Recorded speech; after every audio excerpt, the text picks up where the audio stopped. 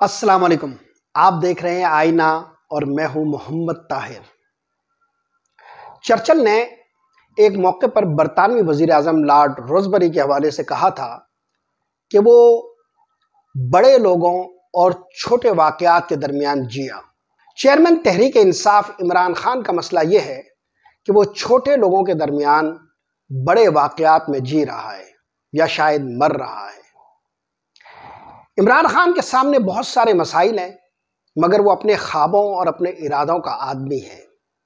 عمران خان پاکستان کے بہت سارے سیاسی واقعات کے ساتھ ایسے نبھا کر رہا ہے جس میں وہ ایک رقیب یا حریف کے طور پر دکھائی دیتا ہے۔ در حقیقت پاکستان کے سیاسی مسائل اتنے متنوع اور اتنے ہماگیر ہیں کہ اسے صحیح طرح سے احاطۂ ادراک میں لانا بھی مشکل ہے۔ عمران خان اکیلا اس سے نبرد آزما ہے، یہاں تک کہ ان مسائل کو حل کرنے کی قومی ذمہ داری جن کے سپرد ہے یا جن کے کاندھوں پر ہے، جن کے دوش پر ہے، وہ خود ان مسائل کا حصہ بن چکے ہیں۔ عمران خان جب ان مسائل پر بات کرتا ہے تو وہ سب لوگ جو اس مسائل کے حوالے سے بنیادی طور پر حل کی ذمہ داری رکھتے ہیں اور ان مسائل کے اب محرک بن چکے ہیں یا اس کا حصہ بن چکے ہیں، وہ اسے ایک حریف کے طور پر لینے لگتے ہیں۔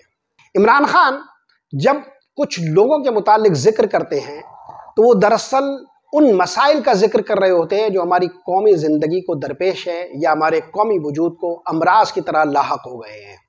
جنرل باجوہ بھی ایک ایسا ہی کریکٹر ہے۔ ریٹائرڈ جنرل باجوہ کے متعلق وہ گفتگو کرتے ہوئے دراصل ایک مسئلے کی نشاندہی کر رہے ہوتے ہیں۔ ہماری ملاقات کے دوران جب ان سے مختلف سوالات کیے گئے تو ان کے جوابات کی روشنی میں یہ نتیجہ اخذ کرنا مشکل نہ رہا کہ وہ جنرل باجوہ کے حوالے سے گفتگو کرتے ہوئے دراصل شخصی معاملات میں الجھے ہوئے نہیں ہیں، بلکہ وہ ایک مسئلے کی نشاندہی کر رہے ہیں۔ پہلے آئیے جنرل باجوہ کے متعلق انہوں نے کیا کہا اس پر بات کرتے ہیں، بعد ازاں اس پر بھی بات کی جائے گی کہ وہ اسے شخصی مسئلے کے بجائے در حقیقت ایک مسئلے کے طور پر کیوں لیتے ہیں۔ جنرل باجوہ کے حوالے سے انہوں نے 4-5 بڑی اہم باتیں کی۔ ایک بات انہوں نے یہ کہی کہ دراصل جنرل باجوہ صاحب خود ایک کرپٹ آدمی ہیں۔ یہ بات انہوں نے اس سے پہلے نہیں کہی۔ وہ رجیم چینج کے علاوہ اور کئی معاملات پر ان کے متعلق گفتگو کرتے رہے ہیں، مگر انہیں ایک کرپٹ آدمی کے طور پر مخاطب کرنے کا یہ پہلا موقع تھا۔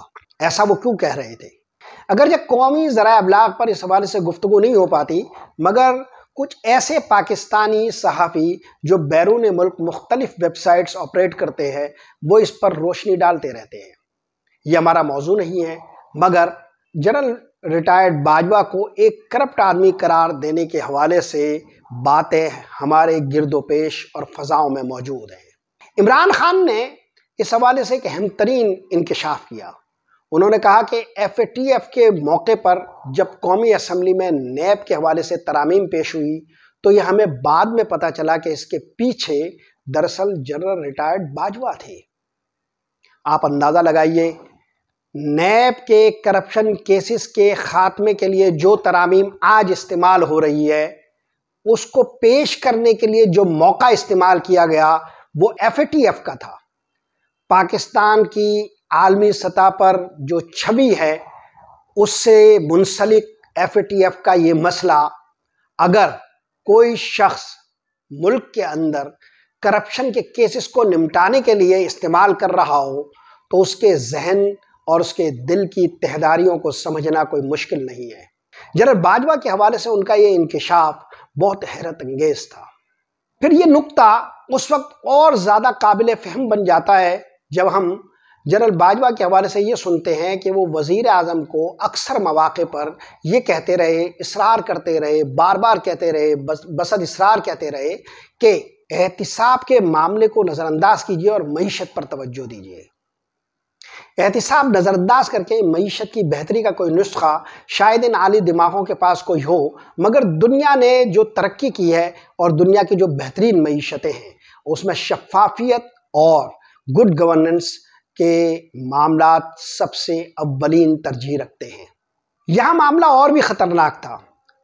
جنرل ریٹائرڈ باجوہ صرف یہ اصرار نہیں کرتے تھے کہ آپ احتساب نظر انداز کر دیجئے اور معیشت پر توجہ دیں، بلکہ وہ پنجاب میں جو تبدیلی عمران خان کے ذریعے چاہتے تھے اس کا ہدف بھی دراصل کچھ ایسے کام تھے، کچھ ایسے معاملات تھے جس پر کرپشن کے سائے تھے۔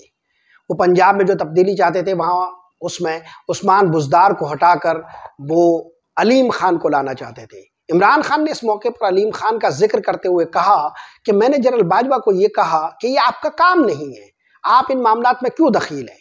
پھر انہوں نے یہ کہا کہ آپ جس علیم خان کا ذکر کر رہے ہیں وہ تو کرپشن کے کیسز میں مطلوب ہے اور ان کی بدعنوانیاں تو اس نوعیت کی ہے، مگر ان کا اصرار جاری رہا۔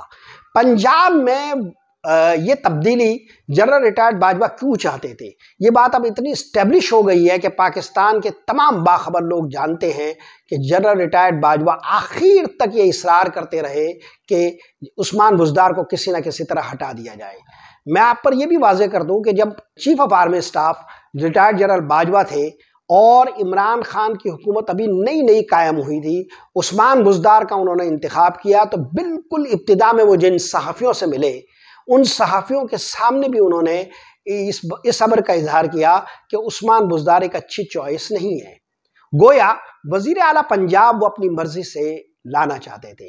اس معاملے میں کہانیاں اور بھی ہیں، ان کے کچھ رشتہ داروں کے حوالے سے یہ باتیں گردش میں ہیں کہ علیم خان ان کا انتخاب تھے اور یہ وہ لوگ تھے جو پنجاب میں ریئل اسٹیٹ میں بہت زیادہ بزنس کرتے ہیں۔ یہ واضح تھا کہ عمران خان اپنی گفتگو میں واحد ذمہ دار آدمی جنرل ریٹائرڈ باجوہ کو قرار دیتے تھے۔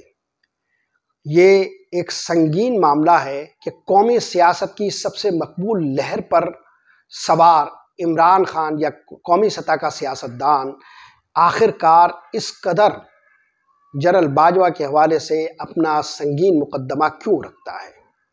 اس پہلو کو ضرور کھنگالنا چاہیے۔ ہماری قومی سیاست جن اندیشوں اور وسوسوں کی شکار ہے، اس میں یہ معاملہ نہایت سنگین ہے۔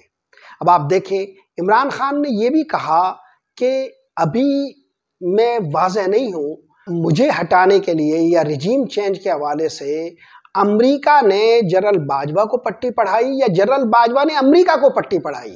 گویا عمران خان نے یہ کہا کہ مجھے تبدیل کرنے کے لیے جو منصوبہ موجود تھا، اس بات کا کبھی تر امکان ہے کہ یہ منصوبہ لے کر خود جنرل باجوہ صاحب امریکہ گئے ہوں، بجائے یہ کہ امریکہ نے خود یہ معاملہ انیشیٹ کر کے ان کو اس طرف راغب کیا ہو۔ عمران خان کے اس اندیشے کی سنگینی کا آپ اندازہ لگا سکتے ہیں کہ کس طرح جنرل باجوہ کے کردار کے حوالے سے ان کے پاس سنگین نوعیت کے الزامات ہیں۔ ان تمام باتوں کے باوجود مجھے کہیں یہ محسوس نہیں ہوا کہ وہ جنرل باجوہ پر گرج برس رہے ہیں، کیونکہ بیچ بیچ میں گفتگو کے دوران اور درمیان وہ جنرل باجوہ کے بعض پہلوؤں کی تعریف بھی کرتے جاتے تھے۔ وہ ان کی خارجہ پالیسی میں مدد کے قائل تھے۔ کورونا کے حوالے سے جو سنگین دور پاکستان پر آیا تھا، اس وبا کے ایام میں وہ جنرل باجوہ کے کردار کے قائل تھے۔ ابتدائی دنوں میں جو ان کی حکومت کے تھے، جو حمایت انہیں جنرل باجوہ کے حوالے سے میسر آئی، اس کے وہ قائل تھے۔ لہذا جب وہ یہ ساری باتیں کر رہے تھے تو ان تمام باتوں کے حوالے سے بہت زیادہ ان کی وابستگی ہونے کے باوجود اس میں کوئی غصہ نہیں تھا۔ وہ اس کو بیان کر رہے تھے اور بیان کرتے ہوئے دراصل وہ ایک مسئلے کی نشاندہی کر رہے تھے۔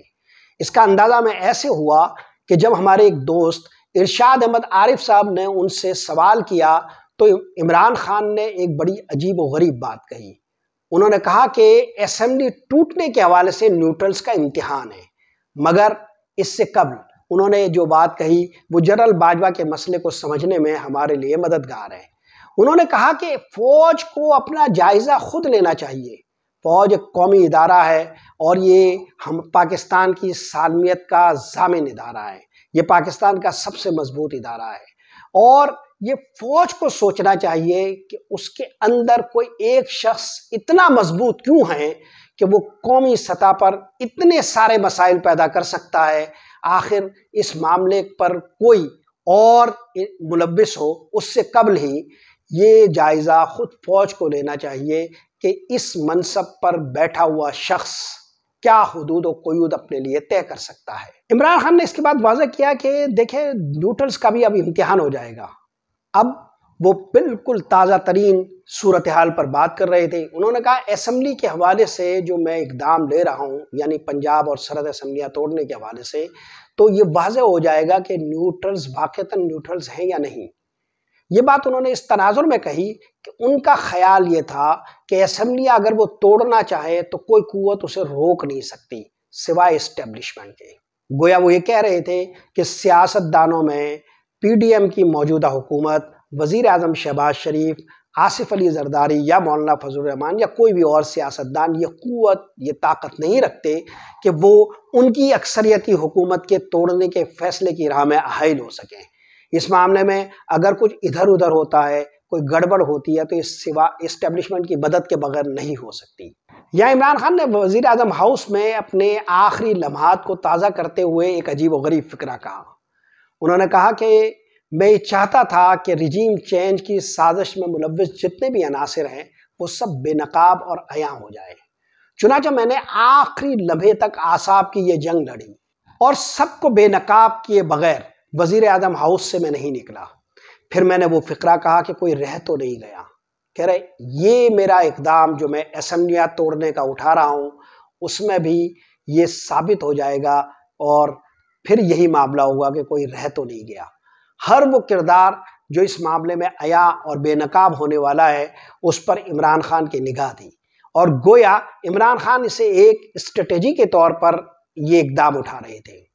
یہ بات ہمیں ان کی گفتگو کے دوران محسوس ہوئی۔ عمران خان لڑنے کے لیے تیار ہے۔ وہ اسٹیبلشمنٹ کے حوالے سے جو موجود اندیشے ہیں اس سے پوری طرح آگاہ ہے۔ انہیں اپنے گرد و پیش خطرات کا بھی بخوبی اندازہ ہے، مگر وہ عزم کے ساتھ کھڑے ہیں۔ انہیں معلوم ہے کہ آئندہ دنوں میں ان کے ساتھ کیا کچھ ہو سکتا ہے، لیکن وہ مقابلے کے لیے تیار ہیں۔ ایک ایسا شخص جو مقابلے کے لیے آمادہ ہو، جو اپنے خوف پر قابو پا چکا ہو اور جو قومی سیاست میں ایک فعال کردار ادا کرنے والی پاپولر ویو کو بھی اپنے ساتھ رکھتا ہو، اس کا راستہ کیسے روکا جا سکتا ہے؟ سازشیں اشراط الارض کی طرح رینگتی رہیں گی، مگر عمران خان اس کے سامنے کھڑے رہیں گے۔ یہ بات ان کی گفتگو سے آیا تھی، اپنی پوری طاقت اور توانائی کے ساتھ اس بات کا اظہار کر رہے تھے۔ عمران خان کے نزدیک پاکستان کے حالیہ تمام مسائل کا حل انتخابات ہیں۔ وہ انتخابات کے بغیر کسی بھی حل کو ماننے پر تیار نہیں۔ اس راہ کی طرف جانے والے ہر قدم کو وہ اٹھانے کے لیے تیار ہے اور اس راہ میں مزاحم ہونے والی ہر قوت سے وہ نبرد آزما ہونے کے لیے بھی تیار ہیں۔ عمران خان کی حکمت عملی پر آپ سوال اٹھا سکتے ہیں۔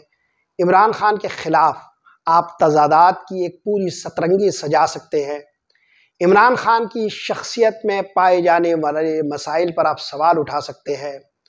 عمران خان کے بہت سارے معاملات ایسے ہیں جس کو کھنگالا جا سکتا ہے اور اس پر صرف تنقید ہی ہو سکتی ہے، مگر اس بات سے کوئی انکار نہیں کر سکتا کہ پاکستان کی قومی سیاست کا سب سے متحرک وجود اگر کوئی ہے تو وہ عمران خان ہی ہے۔ پاکستان میں کوئی سب سے توانا آواز جو حالات کے مخالف رو پہ کھڑی ہے اور گونج رہی ہے، وہ عمران خان ہی ہے۔ پاکستان کے تمام بڑے اسٹیک ہولڈرز صبح اٹھ کر اگر کسی ایک آدمی کی سرگرمیوں پر نگاہ رکھنے کی کوشش کرتے ہیں تو وہ عمران خان ہی ہے۔ پاکستان کے تمام ذرائع ابلاغ جو ان کے مخالف ہیں، وہ ان کے مخالف ہونے کے باوجود بھی اگر کسی شخص کو سب سے زیادہ نگاہ میں رکھتے ہیں تو وہ عمران خان ہی ہے۔ عمران خان اپنے حلیفوں میں ہی نہیں، اپنے حریفوں کی بھی نگاہوں کا پہلا مرکز ہے۔ ہر چند کے بگولا مستر ہے، ایک جوش تو اس کے اندر ہے، ایک وجد تو ہے، ایک رقص تو ہے، بے چین سہی، بے تاب سہی۔ آج کے لیے یہی کچھ۔ محمد طاہر کو اجازت دیجیے۔ اللہ نگہبان۔